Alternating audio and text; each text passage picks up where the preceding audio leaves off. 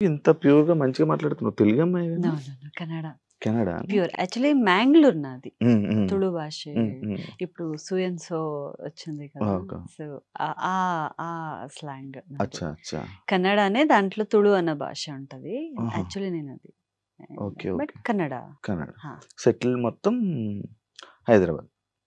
Marriage marriage ఇంకా కాలేదు కదా! అదే ఎంగేజ్‌మెంట్. ఆ! ఆ point engagement. Actual yes. Next yes. Point అదే. హ్మ్. కానీ ఎంగేజ్‌మెంట్ అయిపోయి చాలా రోజులయింది. పెళ్లి ఏమైంది? ఎందుకు?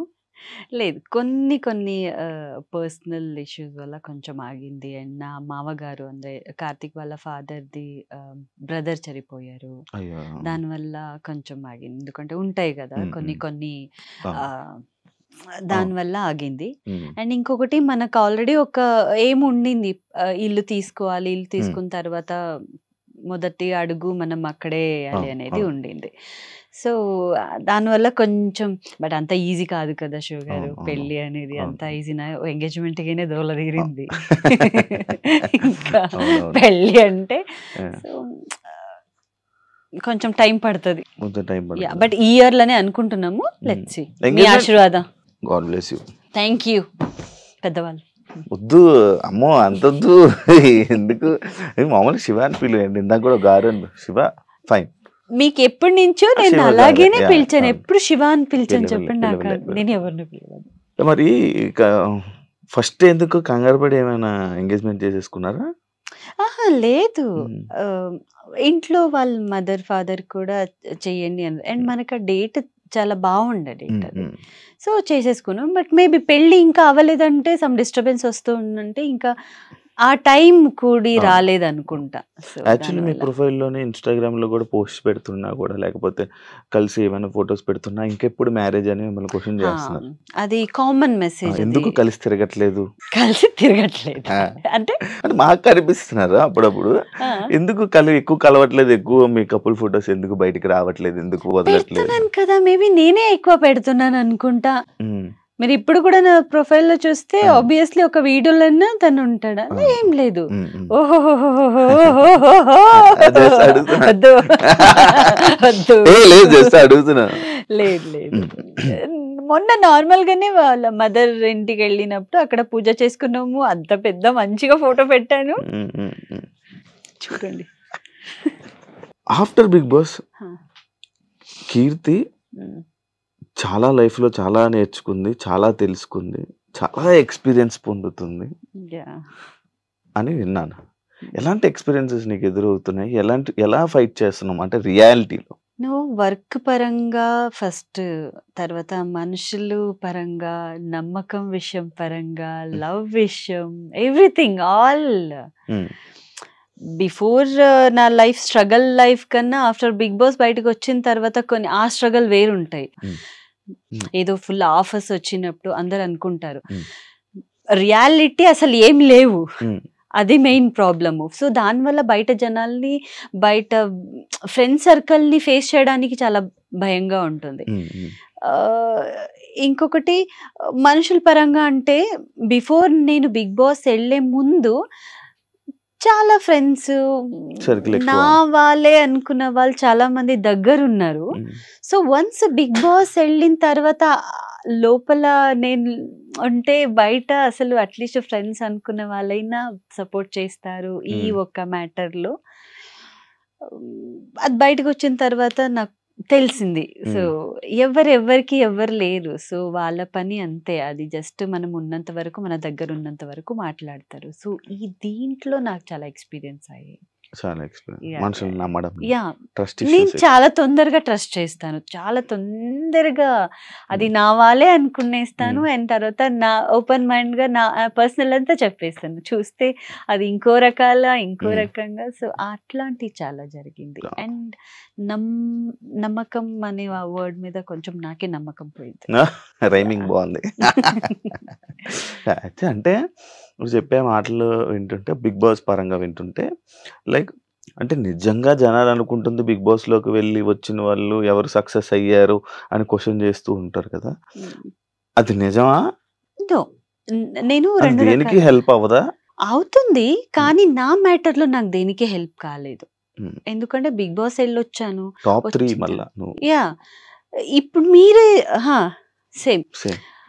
మీరే చూడండి టాప్ 3 ఉన్న వాళ్ళు ఇప్పుడు వేరే సీజన్ కూడా అంతగా మేబీ ఎళ్ళలేదు, హిట్ కాలేదు అని పక్కన పెడితే టాప్ 3, టాప్ 2 ఉన్న వాళ్ళు, టాప్ 10, టాప్ 5 ఉన్న వాళ్ళందరూ ఇప్పుడు ఏదో ఒకటి చేస్తున్నారు. వాళ్ళని పిలుస్తున్నారు. అంతా ఓకే. సో టాప్ 3 ఉన్న వాళ్ళు అసలు కనిపించట్లేదు. ఒక్క పిలుపు కూడా లేదు. నేను కనిపిస్తున్నాను బ్రో. మీరు కనిపిస్తారు. మేము నా గురించి కదా. అదే అదే. సో ఎక్కడో తగ్గిపోయింది అది అనిపించింది. అండ్ నాకేం అంత పెద్దగా సక్సెస్ లేదు. బట్ బయట జనాలకి నేను చాలా తొందరగా దగ్గరయ్యాను. అవును, అవును. ఆ ఒక్క మ్యాటర్‌లో ఐయామ్ ప్రౌడ్ మై సెల్ఫ్. నాకు అది హ్యాపీగా ఉంది. అవును. బట్ వర్క్ పరంగా ఏదో ఆఫర్ వస్తది, ఏదో కనిపించేస్తాము అట్లాంటిది నాకేం అనిపించలేదు. నీకేం నో. అనిపియదు. నాకు బిగ్ బాస్ పరంగా మీరు బిగ్ బాస్ ఎళ్లారు, మీకు ఆ ఛాన్స్ అట్లాంటిది ఏం రాలేదు. సీరియల్స్ కూడా చాలా నీకు దూరం పెట్టారు కదా. సీరియల్స్ లో కూడా అలా చాలా ఏం తక్కువ. లేదు. ఇప్పుడు చేస్తున్నావు కదా సీరియల్. ఇప్పుడు ఇప్పుడు నేను కన్నడ సీరియల్స్. అండ్ తెలుగు 2 చేస్తున్నాను. ఇప్పుడు చాలా ఒక 6 ఇయర్స్ తర్వాత మళ్ళీ కన్నడకి వెళ్తున్నాను అనమాట. సో సీరియల్ పరంగా నాకు అది ఓకే. ఎందుకంటే బిగ్ బాస్ బయట వచ్చగానే మేబీ నేనే ఫస్ట్ పర్సన్, నేను వర్క్ లో బిజీ అయ్యింది. సీరియల్. నేనే ఫస్ట్ పర్సన్. అవును. వేరే అందరూ ఖాళీగానే నాకు తెలుసు, కానీ ఖాళీగా అంటే మీరే వాళ్ళ పర్సనల్ వర్క్ లో ఉన్నారు నాకు తెలీదు.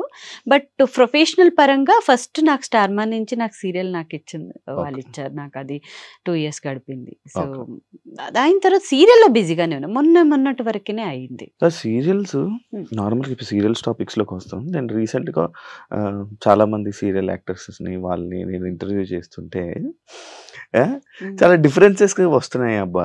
సీరియల్స్ లో ఇండస్ట్రీలో చాలా డిఫరెన్సెస్ వస్తున్నాయి. దానికి నువ్వు ఏం ఆన్సర్ ఇస్తావు చెప్పు. లైక్ కన్నడ అని, తెలుగు అని.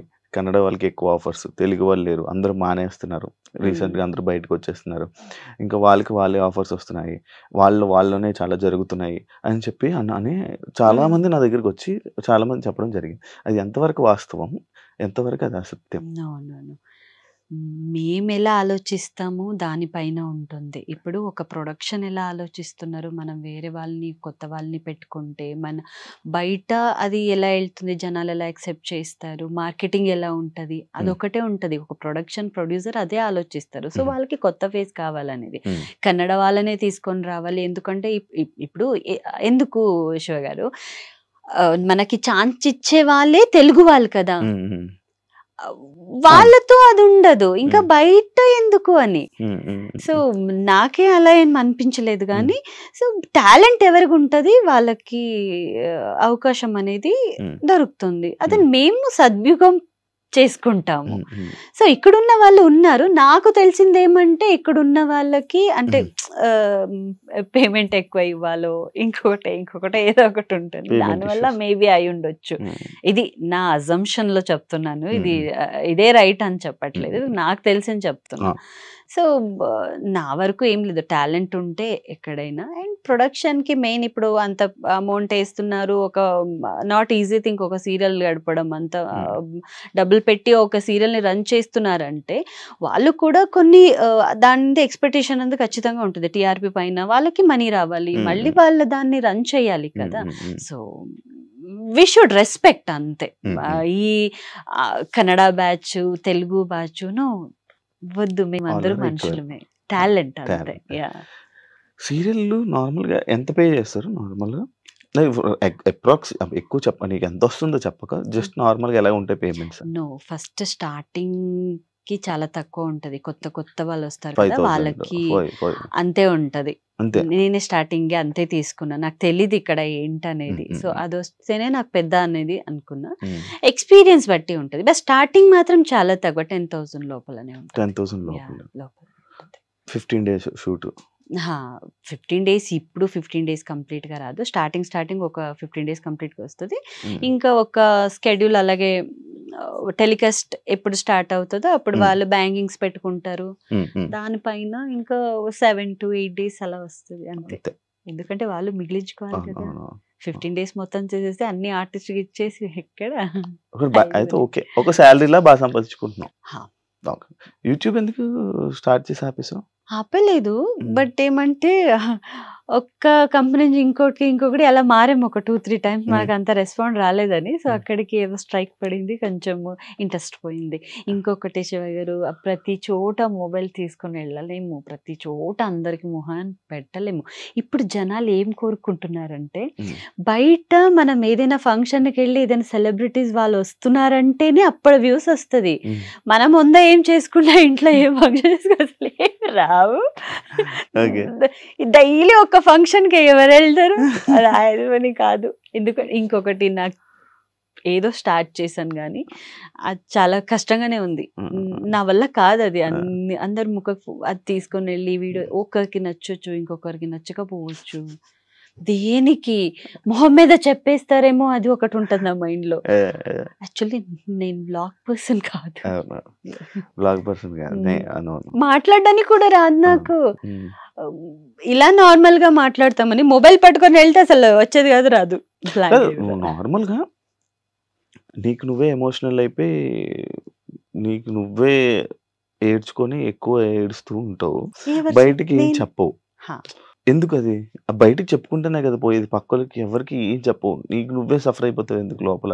చాలా నెమ్మదిగా, కూల్గా, కామ్గా. ఎందుకు అలా? నేను చెప్పాను కదా స్టార్టింగ్, నమ్మకం పోయింది. ఇప్పుడు నా పెయిన్ ని మీకు చెప్పగలుగుతాను.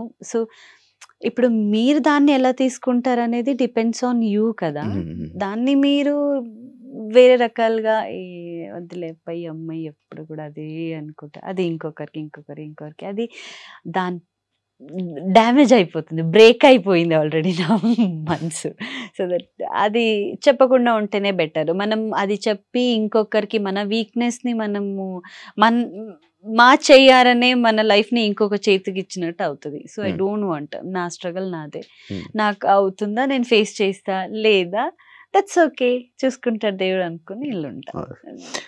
చీప్ అయిపోతాం. ఫస్ట్ ఆఫ్ ఆల్ మన వీక్నెస్ ని ఇంకొకరికి మేమే ఓపెన్ చేసి పెట్టినట్టు చాలా బాగా ఆడుకుంటారు దాంతో. ఇదే పాయింట్ మీద బిగ్ బాస్ లో నీ పర్సనల్ లైఫ్ ని ఓపెన్ అయిపోవడం వల్ల పబ్లిక్ లో గానీ లేకపోతే నీ మనుషుల దగ్గర గానీ ఎవరి దగ్గర గానీ ప్రాబ్లమ్స్ ఫేస్ చేసావని నేను విన్నా. కొన్ని అంటే అంత నాకు నెగటివ్ కాదు, పాజిటివే నా. అంతే ఇప్పుడు బయట జనాలు వెళ్ళినప్పుడు ఏదైనా ఫంక్షన్ లో ఉన్నప్పుడు ఎంత మంచి రెస్పాన్స్, నువ్వు ఆలోచించకు బిడ్డ మేమున్నాము అట్లాంటిది, ఏం లేకపోయినా మేమున్నాము, ఆ ఒక పాజిటివ్. నెగటివ్ నేను ఎక్కడ, బట్ నెగటివ్ అనేది మన పర్సనల్ లైఫ్ లో మనకి తెలిసిన వాళ్ళు, మేము నమ్మిన వాళ్ళ నుంచి అలా అయింది తప్ప బయట నాకు జనాల నుంచి అట్లాంటిది ఏం జరగలేదు. పెంచుకుంటున్నా బాబు ఎలా ఉన్నారు తెలీదు కదా, ఆ పాప చనిపోయింది కదా. అవునా? బిగ్ బాస్ వెళ్ళి 2 days ముందే పోయింది. ఓకే ఓకే ఓకే ఓకే అవునా? నేను నాకు ఇంకా ఉన్నారు, ఇంకా ఇది ఉంది అని అనుకుంటున్నా. బట్ నేను పిల్లల్ని ఒక 3-4 members ఉన్నారు, చదివిస్తున్నాను. బట్ ఓన్ గా అదే లాస్ట్ అని అనుకున్నాను, ఎందుకంటే చాలా మైండ్ పోయింది. ఎందుకు స్లోగా మాట్లాడుతున్నావు? ఆ ఒక మ్యాటర్ వచ్చగానే మైండ్ బ్లాంక్ అయిపోతుంది నాకు. బ్లాంక్ అయిపోతుంది. కానీ ఈ పిల్లల్ని ఏదైతే పెంచుకుంటున్నావు నువ్వు చేస్తుంది మంచిదే, కానీ బయట చాలా మంది చాలా రకాలుగా మాట్లాడుతూ ఉంటారు, దాన్ని నువ్వు పట్టించుకుంటావా? చాలా మంది చాలా రకాల మాట్లాడిన వాళ్ళు, నాకు కష్టం ఉందంటే ఒక 4 రూపాయలు హెల్ప్ చేస్తారా, నాకు ఆకలిస్తుందంటే నాకు ఏమైనా ఫుడ్ పెడతారా, నాకు కష్టం ఉందంటే డైలీ వచ్చి ఓకే 1 day అడుగుతారు, డైలీ వచ్చి నన్ను అడుగుతారా నువ్వు ఎలా ఉన్నావు, ఏంటి ఉన్నావా, బ్రతికావా, నీకు ఆఫర్స్ లేదా, ఉన్నావు, ఇప్పుడు ఏం చేస్తున్నావు, ఎవరు అడుగుతారు? ఎవరు అడిగారు కదా.